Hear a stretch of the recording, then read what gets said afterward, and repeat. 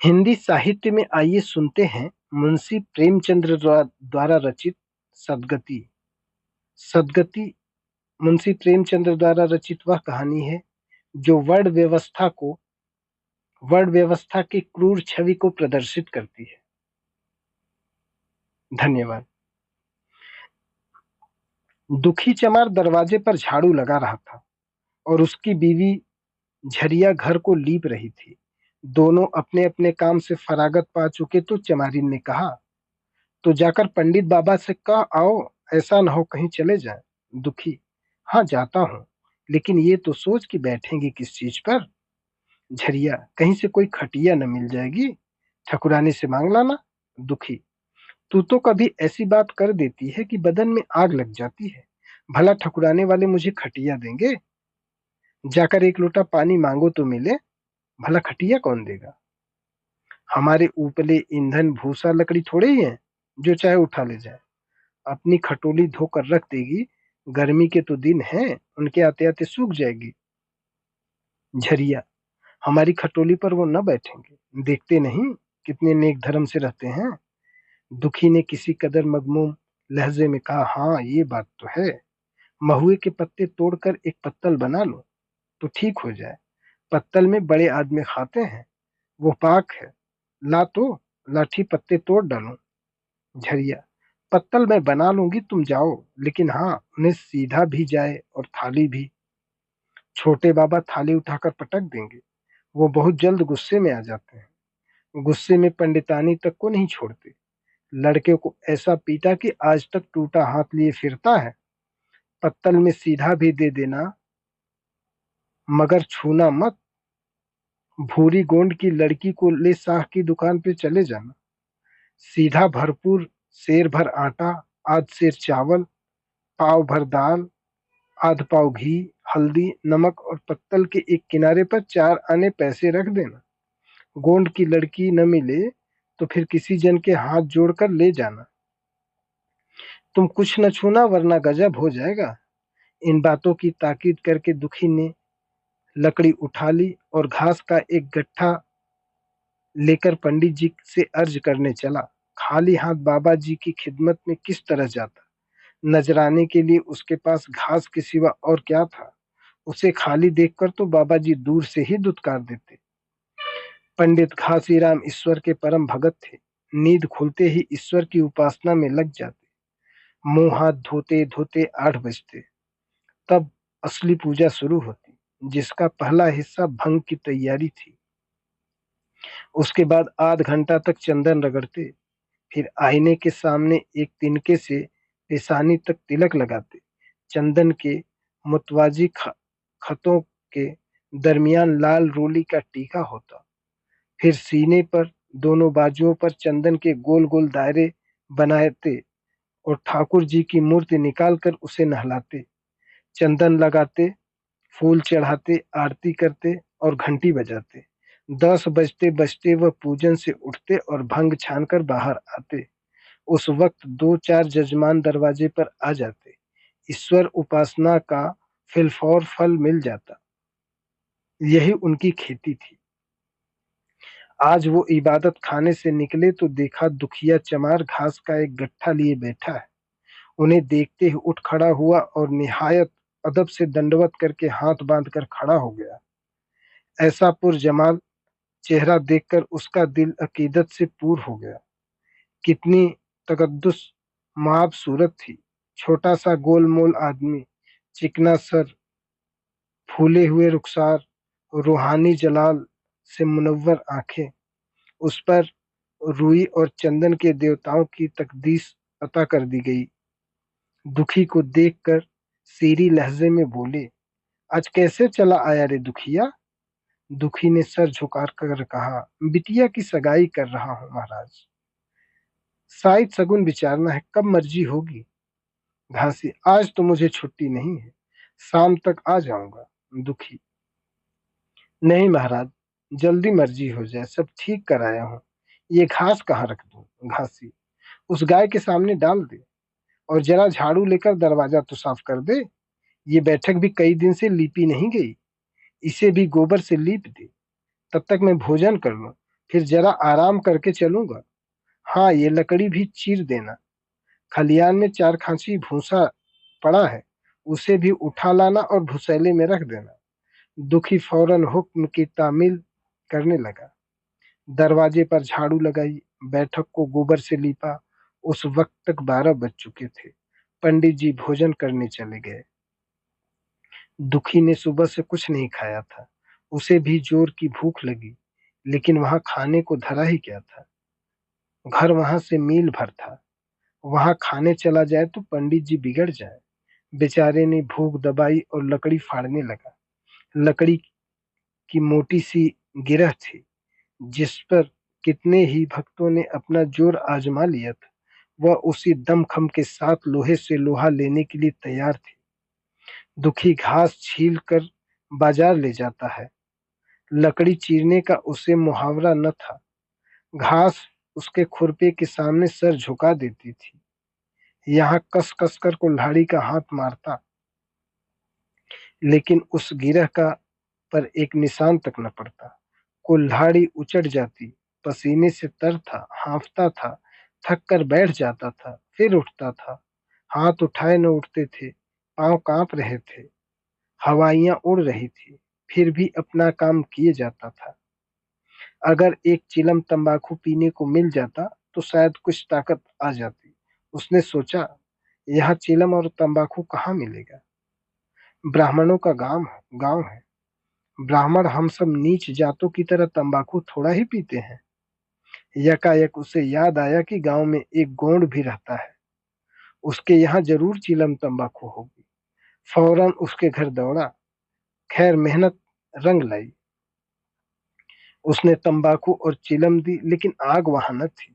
दुखी ने कहा, आग की फिक्र न करो भाई, पंडित जी के घर से आग मांग लूंगा। वहां तो अभी रसोई बन रही थी। ये कहता हुआ वो दोनों चीजें लेकर चला और पंडित जी के घर में दालान में दरवाजे पर खड़ा होकर बोला, मालिक जरा से आग मिल जाए तो चीलम पी लें। पंडित जी भोजन कर रहे थे। पंडितानी ने पूछा, ये कौन आदमी आग मांग रहा है। अरे वही ससुरा दुखिया चमार है। कहा है थोड़ी सी लकड़ी चीर दे, आग है तो दे दो।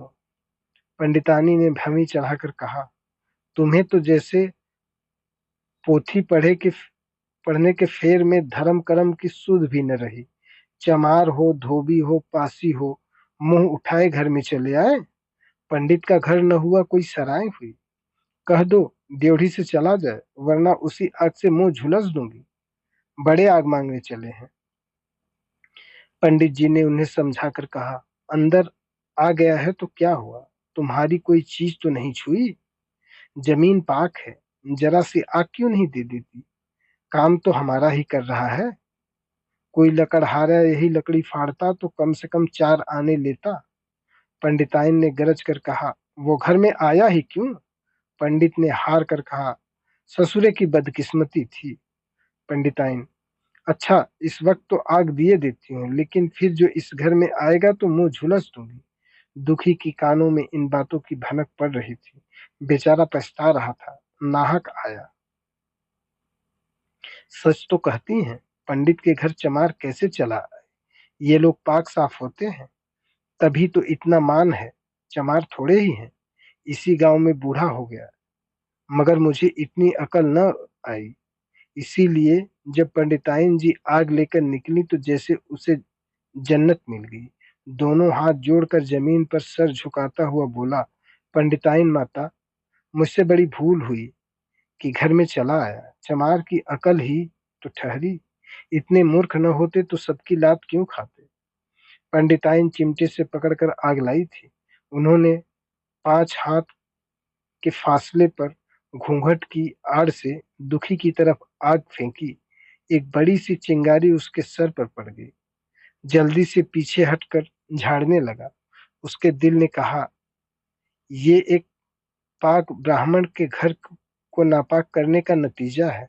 भगवान ने कितनी जल्दी सजा दे दी। इसीलिए तो दुनिया पंडितों से डरती है और सबके रुपए मारे जाते हैं। ब्राह्मण के रुपए भला कोई मार ले, घर भर का सत्यानाश हो जाए, हाथ पांव गल गल कर गिरने लगे। बाहर आकर उसने चिलम पी और कुल्हाड़ी लेकर मुस्तैद हो गया। खट-खट की आवाजें आने लगी। सर पर आग पड़ गई तो पंडिताइन को कुछ रहम आ गया।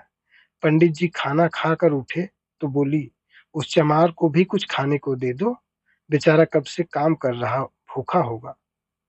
पंडित जी ने इस तवजीब को फाना कर देने के इरादे से पूछा, रोटियां हैं पंडिताइन? दो चार बच जाएंगी। पंडित, दो चार रोटियों से क्या होगा, ये चमार है, कम से कम शेर भर चढ़ा जाएगा। पंडिताइन कानों पर हाथ रखकर बोल, अरे बाप रे, शेर भर? तो फिर रहने दो। पंडित जी ने अब शेर बनकर कहा, कुछ भूसी चोकर हो तो आटे में मिलाकर मोटी मोटी रोटियां तवे पर डाल दो, साले का पेट भर जाएगा। पतली रोटियों से उन कमीनों का पेट नहीं भरता, उन्हें तो जवार का टिक्कर चाहिए। पंडितानी ने कहा, अब जाने भी दो, धूप में मरे। दुखी ने चीलम पीकर कुल्हाड़ी संभाली। दम लेने से जरा हाथों में ताकत आ गई थी। तकरीबन आध घंटे तक फिर कुल्हाड़ी चलाता रहा, फिर बेदम होकर वहीं सर पकड़कर बैठ गया। इतने में वहीं गोंड आ गया। बोला, बूढ़े दादा, जान क्यों देते हो, तुम्हारे फाड़े गांठ न फटेगी, नाहक हलकान होते हो। दुखी ने पेशानी का पसीना साफ करके कहा, भाई, अभी गाड़ी भर भूसा ढोना है। गोंड, कुछ खाने को भी दिया या काम ही करवाना जानते हैं, जाके मांगते क्यों नहीं। दुखी, तुम भी कैसी बातें करते हो, भला ब्राह्मण की रोटी हमको पचेगी।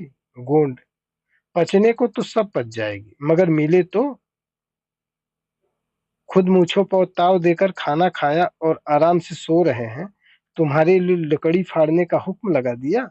जमींदार भी खाने को देता है, हाकिम भी बेगार लेता है तो थोड़ी बहुत मजदूरी दे देता है, ये उनसे भी बढ़ गए, उस पर धर्मात्मा बनते हैं। दुखी ने कहा, भाई आहिस्ता बोलो, कहीं सुन लेंगे तो बस। ये कहकर दुखी फिर संभल पड़ा और कुल्हाड़ी चलाने लगा। गोंड को उस पर रहम आ गया। कुल्हाड़ी उसने हाथ से छीन कर तकरीबन आधे घंटे तक जी तोड़कर चलाता रहा, लेकिन गांठ पर जरा भी निशान न हुआ। बिल आखिर उसने कुल्हाड़ी फेंक दी और ये कहकर चला गया, ये तुम्हारे फाड़े न फटेगी, तुम्हारी जान ही क्यों न निकल जाए। दुखी सोचने लगा, ये गांठ उन्होंने कहाँ से रख छोड़ी कि फाड़े न फटती। मैं कब तक अपना खून पसीना एक करूंगा। अभी घर पर 100 काम पड़े हैं, काम काज वाला घर है, एक न एक चीज घटती रहती है, मगर उन्हें उनकी क्या फिक्र। चलूं, जब तक भूसा भी उठा लाऊं, कह दूंगा आज तो लकड़ी नहीं फटी, कल लाकर फाड़ दूंगा। उसने टोकरा उठाया और भूसा ढोने लगा। खलियान यहाँ से फरलांग से कम न था। अगर टोकरा खूब भर भर कर लाता तो काम जल्द हो जाता, मगर सर पर उठाता कौन, खुद उससे न उठ सकता था, इसलिए थोड़ा थोड़ा लाना पड़ा। 4 बजे कहीं भूसा खत्म हुआ। पंडित जी की नींद भी खुली। मुंह हाथ धोए, पान खाया और बाहर निकले। देखा तो दुखी टोकरे पर सर रखे सो रहा। अरे दुखिया, तू सो रहा है, लकड़ी तो अभी ज्यों की त्यों पड़ी है, इतनी देर तू क्या करता रहा। मुट्ठी भर भूसा उठाने में शाम कर दी, इस पर सो रहा है। कुल्हाड़ी उठा ले और लकड़ी फाड़ डाल, तुझसे जरा भर लकड़ी भी नहीं फटती। फिर साइड भी कैसे निकलेगी। मुझे दोष मत देना, इसलिए तो कहते हैं कि जहां नीच के घर खाने को हुआ, उसकी आंख बदल जाती है। दुखी ने फिर कुल्हाड़ी उठाई। जो बातें उसने पहले सोच रखी थी वो सब भूल गया। पेट पीठ में धंसा हुआ था। आज सुबह नाश्ता तक न किया था, फुर्सत ही न मिली। उठना बैठना तक पहाड़ मालूम होता था। दिल डूब जाता था, पर दिल को समझा कर उठा। पंडित हैं, कहीं साइड ठीक न विचारे तो फिर सत्यानाश हो जाए। जब जब ही तो उनका दुनिया में इतना मान है। शायद ही का तो सब खेल है, जिसे चाहे बना दे, जिसे चाहे बिगाड़ दे। पंडित जी गांठ के पास आकर खड़े हो गए और हौसला अफजाई करने लगे। हाँ मार, कस के मार, अभी जोर से मार, तेरे हाथ में तो जैसे दम ही नहीं लग रहा है। खड़ा खड़ा सोचने सोचने लगता है। हाँ बस फटा ही चाहती है, इस सुराख में मार। दुखी अपने होश में न था, न मालूम कोई दैवी ताकत उसके हाथों को चला रही थी।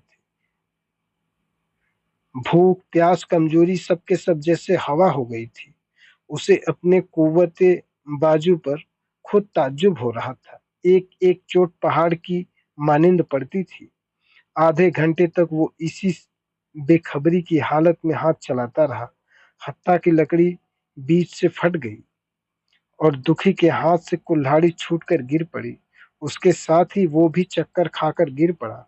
भूखा प्यासा थकान गुर्जा गुर्दा जिस्म जवाब दे गया। पंडित जी ने पुकारा, उठकर दो चार हाथ और लगा दे, पतली पतली हो जाएगी चेलियां। दुखी न उठा। पंडित जी ने उसे दिक करना मुनासिब न समझा। अंदर जाकर बूटी छानी, हाजात जरूरी से फारिग हुए, नहाया और पंडितों का लिबास पहनकर बाहर निकले। दुखी अभी तक वहीं पड़ा हुआ था। जोर से पुकारा, अरे दुखी, क्या पड़े ही रहोगे, चलो तुम्हारे ही घर चल रहा हूँ, सब सामान ठीक है ना। दुखी फिर भी न उठा। अब पंडित जी को कुछ फिक्र हुआ। पास जाकर देखा तो दुखी अकड़ा हुआ था। बदहवास होकर भागे और पंडिताइन से बोली, दुखिया तो जैसे मर गया। पंडिताइन जी ताज्जुब से लहजे में बोली, अभी तो लकड़ी चीर रहा था ना। हाँ लकड़ी चीरते चीरते मर गया, अब क्या होगा। पंडिताइन ने मुतमईन होकर कहा, होगा क्या, चमरवे में कहला भेजो, मुर्दा उठा ले जाए। दम के दम में ये खबर गांव में फैल गई। गांव में ज्यादातर ब्राह्मण ही थे। सिर्फ एक घर गोंड का था। लोगों ने इधर का रास्ता छोड़ दिया। कुएं का रास्ता इधर ही से था। पानी क्यों भरा जाए, चमार की लाश के पास से होकर पानी भरने कौन जाए। एक बुढ़िया ने पंडित जी से कहा, अब मुर्दा क्यों नहीं उठवाते, कोई गांव में पानी पिएगा या नहीं। उधर गोंड ने चमरवे में जाकर सबसे कह दिया, खबरदार मुर्दा उठाने मत जाना, अभी पुलिस की तहकीकात होगी। दिल लगी है क्या कि एक गरीब की जान ले ली। पंडित होंगे तो अपने घर के होंगे, लाश उठवाओगे तो तुम भी पकड़े जाओगे। उसके बाद ही पंडित जी पहुंचे, पर चमरवे में कोई आदमी लाश उठाने को तैयार न हुआ। हाँ दुखी की बीवी और लड़की दोनों हाय हाय करती वहां से चली और पंडित जी के दरवाजे पर आकर सर पीट पीट कर रोने लगी। उनके साथ 10-5 और चमारने आए। कोई रोती थी, कोई समझाती थी, पर चमार एक भी न था। पंडित जी ने उन सबको बहुत धमकाया, समझाया, मिन्नत की, पर चमारों के दिल पर पुलिस का ऐसा रौब छाया कि एक भी न मन बना सका। आखिर नाउम्मीद होकर लौट आए।